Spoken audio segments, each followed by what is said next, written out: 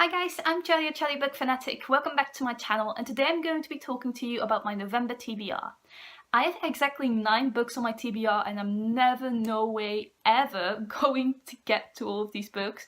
But I like to have a big TBR, so I have some books to choose from. I know for sure I want to read 3 of the books on this TBR, so those will be the first 3 I will get to in November. But I'd like to talk to you about all of these books and tell you how excited I am for all of them. Let's talk to you about the 3 books I'm currently still reading. One of them is The Underground Railroad, the second one is Heartless, and the third one is You. So I'm still reading all of those. Those were in my TBR for last month. I will link it down below if you're interested in more info about those books, but I want to talk about some of the other books I want to get to in November. The first book I definitely want to get to is a short story collection, and that is called 3 Sides of a Heart. And it's basically a short story collection about love triangles. It's edited by Natalie C. Parker and it features a lot of different authors.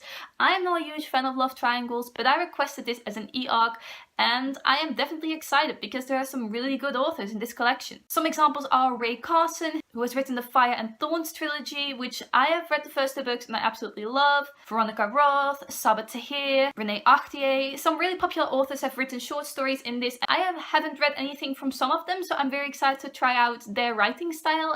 I believe there are stories from all different genres in this, so I'm super excited. And this book is coming out on December 19th. Another book I want to get to is for Zoe from Read by Zoe's book club, which is called the Austentatious book club. I will link the Goodreads group down below if you're interested in that. But the book for October and November is Mary Poppins by P.L. Travers. And I've never read Mary Poppins. And I haven't started in October, so I'm going to be reading this during November. I just ordered it from Book Depository and it's only 200 pages, I believe. So I think I'm going to fly through this one.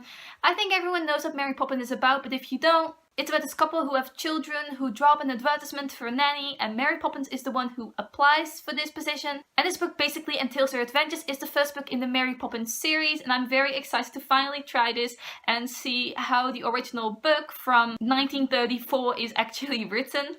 And I actually really like this cover. I ordered this one in this particular edition and I really like it. But the third book I definitely want to get to is His Majesty's Dragon by Naomi Novik. This is the first book in the Kemmerer series.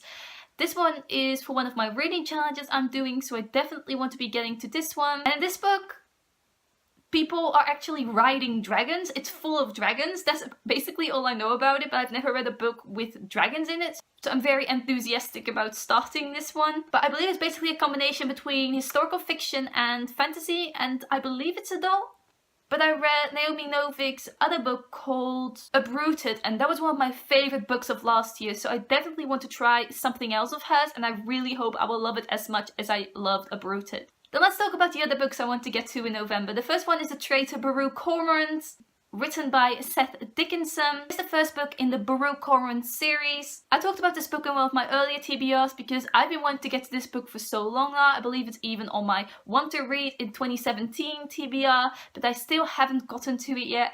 It's about a woman called Bardor Cormorant who is trying to tear down an empire. I believe she's going to be a spy and eventually try to infiltrate her way into this empire and overthrow it on her own. It sounds like a really interesting, very political fantasy novel, and I haven't read a political fantasy novel in a while, not since I read The Final Empire and the sequel to that. I haven't read the book in the trilogy yet, but I'm very excited about reading another one and maybe liking it as much as I like The Final Empire. It's a bit shorter. That was one thing I didn't like about The Final Empire, that it was so long, so I have very high hopes for this one. Another book I finally want to get to is The Bitter Kingdom by Ray Carson. This is the third and final book in the Fire and Thorns trilogy. I love the first 2 books in this trilogy. It's been a couple of years since I read both of them, so I hope I'll still remember what's going on, because I don't think it's good to read a third book in a series if you don't know what's going on.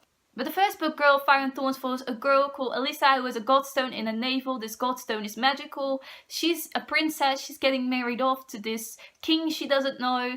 And it takes off from there.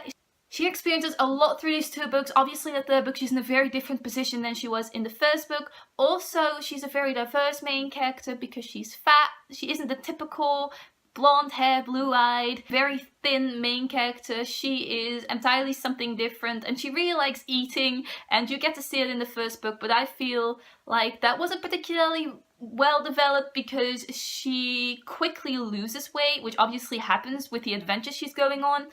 But I feel like it didn't need to be really incorporated if Carson wasn't going to do anything special with it.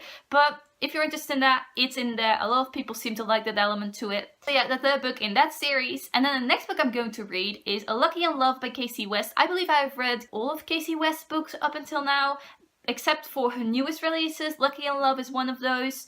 It has come out this past July. It's about a girl called Maddie who buys a lottery ticket. And she actually wins the lottery with that ticket. With winning a lot of money, there comes a lot of responsibility, a lot of people who approach her, and she doesn't know who she can trust anymore. Except for this one guy called Seth.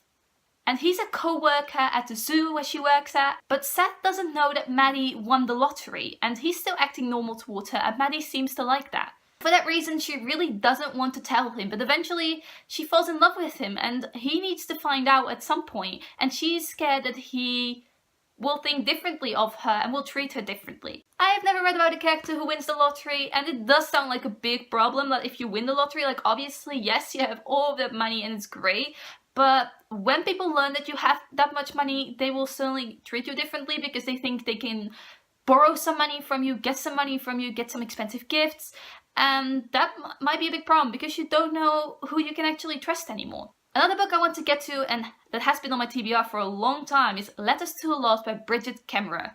It's about a girl called Juliet who writes letters to her dead mother. And then there's also Declan, and Declan has court-ordered community service at the local graveyard, and then suddenly he reads this letter at Juliet's mother's grave that she obviously left there. They start writing letters to each other, and they don't know each other, but they're going to the same high school.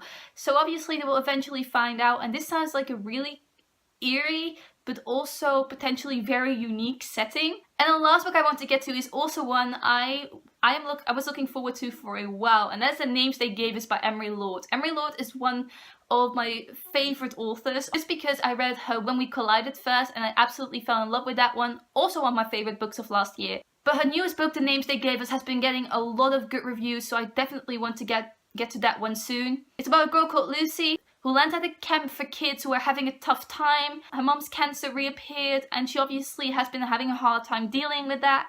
But Lucy is there as a counsellor. She obviously wants to be with her parents who aren't at this camp, and she really wants to spend time with her mom, but then she gets to know her co-workers at this camp, who are really supportive and kind people. I absolutely adore this cover. This premise sounds very promising, and I am very excited to read something else by Emery Lord. So these are all the books I want to get to in November, which is not going to work out, but there's always another month, you know. So let me know down below if you've read any of these books and what you think about them. I would love to know. Thank you for watching. Goodbye!